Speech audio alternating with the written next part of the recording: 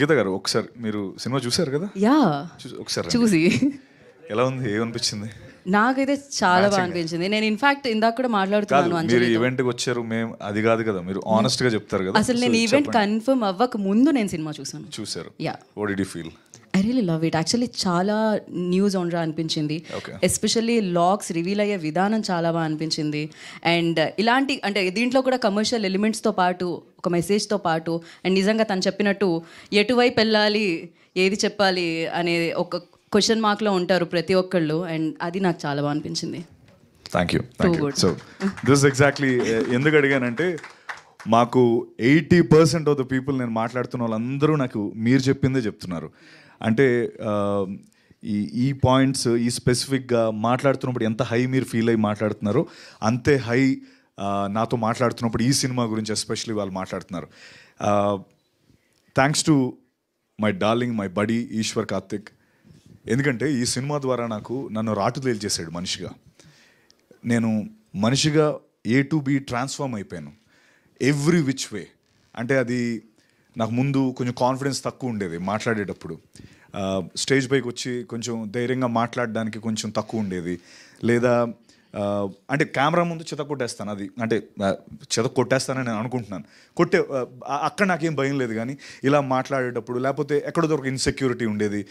Body what you think, మనం కొడుతున్నావారా ఏంటి, cinema కొంచెం ప్రాసెస్లో వెళ్తున్నప్పుడు కొన్నిసార్లు ఆగింది, ముందరికి వెళ్తుంది, కొన్నిసార్లు ఏదో మాకు ఇష్యూస్ వచ్చాయి. ప్రతిసారి రాత్రి 2 గంటలకి 3 గంటలకి నేను మాట్లాడుకునే వాళ్ళం. అప్పుడు తను నాకు నా బర్త్డేకి ఒక వీడియో పంపించాడు. ఆ వీడియో ఏంటంటే అందులో రాసిపెట్టి ఉంటుంది అనమాట. అందులో వీడియో సారాంశం ఏంటంటే, ట్రస్ట్ ద ప్రాసెస్, గాడ్ నీకు ఓన్లీ విజన్ ఒకటే చెప్తాడు. అంటే నీకు ఈ సినిమా హిట్ అవ్వాలి అని మాత్రం నీకు బుర్రలో వచ్చేలా చెప్తాడు తప్ప, హిట్ అవ్వడానికి నువ్వు పడే తాపత్రయం, నువ్వు పడే లోటుపాటు, లేకపోతే నీకు పడే బాధలు ఇవన్నీ గాడ్ చెప్పడు. ఎందుకంటే ఒకళ్ళు చెప్తే నువ్వు ఆ సినిమా చేయవు. వదిలే బాబు నాకెందుకు, ఇది హ్యాపీగా ఇంట్లో కూర్చుంటాను, ఏసీ కింద, లేకపోతే ఐటీ ఉద్యోగం చేసుకుంటాను అనుకుంటావు అని చెప్పి దాని సారాంశం. నిజంగా తన ఆ వీడియో నాకు పంపించిన రోజు నుంచి ఈ రోజు వరకు జరిగిన ప్రతీది ఒక గ్రేటర్ గుడ్ కోసమే, ఒక గ్రేటర్ పని కోసమే. అంటే ఈరోజు ఈ సినిమా అన్నయ్య చెప్పినట్టు బొమ్మ సూపర్ హిట్ అవ్వడం కోసమే అని మేము నమ్మాం. ఈరోజు నిజంగా అది ఆ బొమ్మ సూపర్ హిట్ అయ్యింది. అండ్ ఇంకో విషయం, సో నేను రాటు తేల్చాడు అన్నానే, అది ఎందుకో కూడా చెప్తాను. నిజంగా నేనైతే ముందు ఇలా ఉండేవాడిని కాదు అన్న, మీ అందరికీ తెలుసు, మీరు అందరూ చూసే ఉంటారు. ఎక్కడో కొంచెం నమస్తే అండి ఇలా వాటెవర్ నాకు బెరుకుండేది. చాలా ఎక్కువ నేను ఓపెన్ అయ్యేవాడిని కాదు. నిన్న నేను కాలేజ్ ఈవెంట్కి వెళ్ళా, 15,000 మంది క్రౌడ్ ఉన్నారు. అసలు నాకు సంషేర్ అటు ఇటు తిరుగుతున్నాను, కొంచెం బాడీ లాంగ్వేజ్ మారిపోయింది.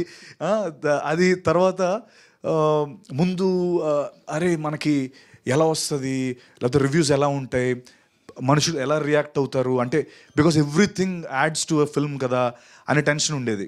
ఈ రోజున దానికి అతీతంగా సినిమా హిట్ అయింది. అంటే అన్ని విధాలా నాకు జీబ్రా ఈరోజు ఇక్కడ నించోవడానికి, నా బాడీ లాంగ్వేజ్ మార్చడానికి, లేకపోతే నాకు హిట్ ఇవ్వడానికి, అంటే అన్నిటికీ అతీతంగా నేను ఒక కోట్ నమ్మాను. ఆ కోట్ ఈరోజు నిజమైంది. ఆ కోట్ ఏంటంటే, win the crowd, you will win your freedom. I one the crowd.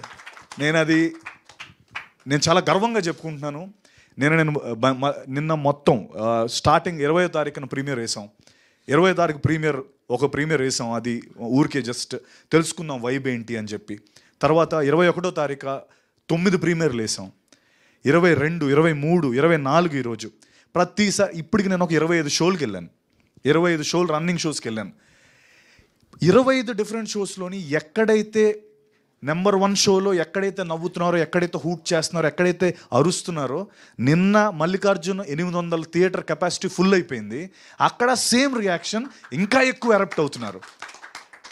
నేను నిజంగా నాకు ఈ సినిమా ద్వారా మీరు నాకు ఇచ్చిన కాన్ఫిడెన్స్ ఏంటంటే, అన్నిటికీ అతీతంగా సినిమా ఆడుతుంది, అన్నిటికీ అతీతంగా సినిమా ఆడుతుంది అన్నదానికి నాకు మీరు చాలా కాన్ఫిడెన్స్ ఇచ్చారు. ఈ మాట నేను ఎందుకు చెప్తున్నానంటే, ఏం లేదు, బేసికలీ ఇప్పుడు అంటే ఎవరిని నేను ఉద్దేశించో లేకపోతే దేనికే కాదు, అంటే మనం మామూలుగా మేము జనాల కోసమే, మేమందరం సినిమా జనాల కోసమే చేస్తాం. లేకపోతే ఇప్పుడు అంటే ఏం లేదు, బేసికలీ 95%, 80% మా సినిమాకి పాజిటివ్ వచ్చింది. ఇంకా 95 కూడా తీసేస్తా, 90 తీసేస్తా, 80% పాజిటివ్ వచ్చింది. ఓ 20% నెగిటివ్ ఉంది. అయితే ఈ 20% నెగిటివ్ చాలా నెగిటివ్ ఉంది, అంటే 80% చాలా పాజిటివ్ ఉంది. నాకేమైందంటే, అరే మేము సినిమాలు జనాల కోసమే చేస్తున్నాం, మీరు వాట్ ఎవర్ రివ్యూస్ అవన్నీ జనాల కోసమే ఇస్తున్నారు, బట్ మా దాంట్లో మాకు అర్థమైంది మేము 80% జనాలకు దగ్గరగా ఉన్నాం, మీరు 20% ఉన్నారు దగ్గరగా. 80% మీ రివ్యూతో ఏకీవించట్లేదు. అది ఏదైనా కావచ్చు, అంటే నేను మామూలుగా I'm just saying it because I've seen it. ఇది నేను నా ముందు సినిమాలకి చాలా నేను చూశాను, అరే మన సినిమా బాగాలేదురా భయ్, లేదురా వాళ్ళు చెప్పింది కరెక్టే. నేను ఏ రోజు కూడా ఎప్పుడు కూడా నేను దాన్ని కౌంటర్ చేయలేదు, ఎందుకంటే యా దట్స్ రైట్, వాళ్ళు చెప్పింది రైటే అని అనుకున్నాను. ఈ విషయంకి వచ్చేటప్పటికి లైవ్ చూస్తున్నది వేరుంది, జనాల్లో ఉన్న స్పందన వేరుంది, ఇక్కడ వేరేగా ఉంది. అంత ఆస్మాన్ ఫరక్ నాకు అర్థం కాల. అరే ఇప్పుడు వీళ్ళకి నచ్చకూడదు కదా, వీళ్ళకి ఎక్కడో మధ్యలో 50%లో ఉండాలి కదా, అటు ఇటు మరి 80-20 డిఫరెన్స్ ఉంది ఏంటి అన్నది కొంచెం బాధ అనిపించింది. అది ఎందుకు అలా జరిగింది అంటే, మేబీ 80%కి నచ్చి అంటే మిగతా ఏదైనా జనరేషన్ గ్యాపా, లేకపోతే కొంతమంది నచ్చలేదంటే ఏమైనా, అది ఏమో ఐ డోంట్ నో, అది నాకు నిజంగా అర్థం కాలేదు. బట్ అంటే చాలామంది ఇది నేను చెప్పిన దానికి కొంతమంది అనొచ్చు అంటే మాది జస్ట్ అన్ ఒపీనియన్ మాత్రమే అని. బట్ కాదండి, ఒపీనియన్ మాత్రమే కాదని నా ఫీలింగ్ అన్న. ఎందుకంటే బేసికలీ మీ సంస్థకో లేకపోతే మీరు రాసే దానికో లేకపోతే చాలా క్రెడిబిలిటీ ఉంటుంది, అంటే ఒక ఇన్స్టిట్యూషనల్ క్రెడిబిలిటీ, అది ఇండివిజువల్ క్రెడిబిలిటీ కాదు, అంటే ఆ ఇన్స్టిట్యూషన్ ఎన్నో వాళ్ళగా నమ్మిన క్రెడిబిలిటీ మీద వచ్చే ఇది. సో అది ఒపీనియన్ కాదు, it's an institution as a whole. ఆ credibility comes from an institution. Opinion is individual but it comes from an institution, కాబట్టి క్రెడిబిలిటీ ఇస్ బిగ్గర్. సో ఎందుకో నాకు అది అఫ్కోర్స్ నేను ఇప్పుడు మీరు అందరూ అనుకోవచ్చు 80% పాజిటివ్గా ఉంటే ఇంకేంటి ప్రాబ్లం అని చెప్పి, బట్ ఆ ఇన్స్టిట్యూషన్కి చూసి ఆ 80% అంటే మాకు కొంత తను అన్నట్టు అఫ్కోర్స్ తను చెన్నైలో ఉన్నాడు, నాతో పాటు రాలే, వాకిన్స్ అదిరిపోయి గురు, నువ్వు వాకిన్స్ ఉంటాయండి మొత్తం మేము నిన్నంతా అదే పనిలో ఉన్నాం. So it's tremendous response. And ఇంకా నేను నిజంగా ఇందాక అన్నట్టు I one the crowd, I want my freedom. 10 ఏళ్ళుగా కింద మీద పడుతున్నాను. ముందు అంటే లాస్ట్ ఎప్పుడో నాకు ఆ బ్లఫ్ మాస్టర్ డేసే గుర్తొస్తాయి, ఎందుకంటే బ్లఫ్ మాస్టర్ ఫ్రమ్ డే 1 ఆడుతుంది అనుకుని కరెక్ట్గా డే రోజు నాకు అది దెబ్బేస్తుంది. ఆ దెబ్బ నుంచి కోలుకోవడానికి 5 ఏళ్ళు పట్టింది. మళ్ళీ ఇప్పుడు వచ్చా.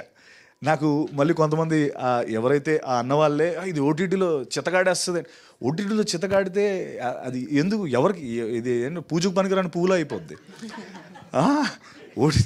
సో ఓటీటీలో ఆడతాయన్న, అవన్నీ జరిగే పనులే.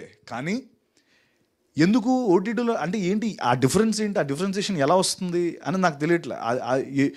ఇప్పుడు వీడొక బ్యాంక్ ఎంప్లాయీ, వీడొక ఇంటి దొంగ, ఇందులో వాడు చేసే దోపిడీ లేకపోతే అఫ్కోర్స్ సారీ నువ్వు చెప్పొద్దన్నావు కానీ, బట్ వాడు చిన్న హీస్ చేస్తాడు, అది వాడు ఇంటి దొంగని ఈశ్వరుడు పట్టుకోలేడు. ఇప్పుడు మీ ఇంట్లో పని మనిషి ఉందన్న, మీ డబ్బులు ఎక్కడ పడుతుంది ఆవిడకి తెలుస్తుంది, తీసేస్తే ఎవరికి ఎలా తెలుస్తుంది, బయట నుంచి వచ్చేవాడు కష్టం. కానీ అందులో సినిమాలో డైలాగ్ కూడా ఉంటుంది, అరే బడి ఇంత చెప్తున్నావు మనం చేయగలమా అంటే, రే నువ్వు మర్చిపోతున్నావు, మనం బ్యాంకర్స్, వీఆర్ ఇన్సైడర్స్, నువ్వు ఎందుకు అంత కష్టం అనుకో. He knows in and out, ఆడికి ప్రతిదీ తెలుసు. అంత చిన్న లాజిక్ ఎలా మిస్ అయ్యామో అని అనిపించింది. అంటే ఇవన్నీ ఎందుకు అంటే మేబీ ఇంకొకసారి అంటే 80% నచ్చింది కదా, ఈ 20% కూడా ఇంకొకసారి చూడమంటాను సినిమాని. ఎందుకో ఎక్కడో మీరు కొంచెం ల్యాప్స్ అవ్వడం లేకపోతే కొద్ది మిస్ అవ్వడం, బికాస్ ప్రతి పాయింట్ ఫస్ట్ హాఫ్ నుంచి సెకండ్ హాఫ్ వరకు పే ఆఫ్స్ ఉంటానే ఉంటాయి. ఎందుకు ఇది పెట్టాడు అన్నదానికి సెకండ్ హాఫ్లో పే ఆఫ్ ఉంటుంది. అది ఏమాత్రం మిస్ అయినా ఈ పే ఆఫ్ మనకు అర్థం కాదు. See, I'm not denying you might have watched it with right intention only, but ఎక్కడో మేబీ నా లోపల ఒకటి ఉండిపోయింది, ఈ డిఫరెన్స్ కవర్ చేసుకుంటే నాకు బాగుంటుందేమో. మరి అంటే ఇప్పుడు కొంతమంది యూట్యూబర్ రివ్యూవర్స్ ఉంటారు, వాళ్ళు కూడా ఏకి పడేస్తుంటారు సినిమాల్ని, వాళ్ళు ఒక వెరీ పాజిటివ్ రివ్యూస్ ఉన్నాయి, ఇటువైపు ఒక ఇది ఉంది. ఏంటో ఈ వ్యత్యాసం నాకు అర్థం కాలే, అందుకనే నేను ఇంతలా మాట్లాడుతున్నాను. జనరలీ నేను I usually don't voice out my opinion, but ఈ ఫిల్మ్కి అయితే నాకు అనిపించిందండి. బట్ అగైన్ ఇదంతా ఇంకొక నా కాన్ఫిడెన్స్ మనోడు ఇచ్చిన, ఇందాకన్నా నేను నన్ను రాటు తేల్చాడని, దీనికి అతీతంగా నాకు హౌస్ఫుల్స్ అవుతున్నాయన్న, దీనికి అతీతంగా నాకు సినిమా ఆడుతుంది, అది నాకు చాలా పాజిటివ్ అనిపించింది. అంటే ఎక్కడో అరే ఆ బెరుకు ఆ భయం అన్నది నాకు ఈ సినిమా తీసింది. And yes I'm open for discussion. నేను ఇంకా మేబీ ఎందుకు నచ్చలేదని నేను పర్సనల్గా కూడా మీతో మాట్లాడతాను, కానీ బట్ ఎక్కడో ఈ గ్యాప్ని కవర్ చేసుకుంటే నా సినిమా ఇంకా బాగా వెళ్తుంది, అండ్ చాలా బాగా వెళ్తుంది, అండ్ ఇంకా దానికి మించి ఆడుతుంది అన్న విషయం నేను నమ్ముతున్నాను. ఈశ్వర్ కార్తిక్ చెప్పింది నిజంగా ఇందాక 5 ఏళ్ళు తను కింద మీద పడి తెలుగు నేర్చుకొని తెలుగులో సినిమా చేయాలని, నేను ఎవరినో అతను మేబీ నేనేదో ఇక్కడ స్టార్ అనుకుని ఉంటాడు ఆయన తెలియదు కుర్రోడికి, అక్కడి నుంచి వచ్చాడు ఈ అమ్మాయి ఇడితో చేస్తే అయిపోద్దని, వాడి కష్టాలు తెలియవు. Thank you buddy, thank you so much, because scripts like these are అంటే యూజువలీ నా వరకు రావు. అది పాపం తను ఏదో అక్కడి నుంచి ఈడో బాగానే కింద మీద పడి చేస్తున్నాడని నా దగ్గరికి వచ్చాడు, అది నేను పట్టుకున్నాను. ఆ పట్టుకున్న రోజు నుంచి పాపం ప్రాబ్లం స్టార్ట్ అయ్యాయి మనోడికి, ఈ రోజు వరకు కూడా. అంటే పాపం నమ్మొచ్చాడు, లేదు లేదు లేదు చెప్తున్నా, నమ్మొచ్చాడు. ఈడేదో తనన్న అంటే thank you for saying that, but they love me so much, అంటే they love me here very much. And ఇక్కడే గెలుస్తాను ఈశ్వర్, గెలిచేసాం ఆల్రెడీ, మనం ఇక్కడే గెలుస్తాం, నో డౌట్ అందులో. Thank you very much. And ఇన్నేళ్ళు నువ్వు కష్టపడి, అండ్ ఇంకొక దాంట్లో కూడా తెలుగు డైరెక్టర్ అయి ఉంటే ఇంకా బాగా చేసేవాడు అని ఏదో ఒకటి చదివాను, అది కూడా కొద్దిగా బాధ అనిపించింది. ఎందుకంటే నో డిస్రెస్పెక్ట్ ఫర్ ఎనీవన్, అరే పాపం తెలుగు నేర్చుకొని కింద మీద పడి అంత దూరం వచ్చి ఈజీగా చెన్నై టు హైదరాబాద్ ఒక 500 సార్లు తిరిగి ఉంటాడు, నాకు తెలిసే 500 ఫ్లైట్లు తిరిగి ఉంటాడు ఇతను.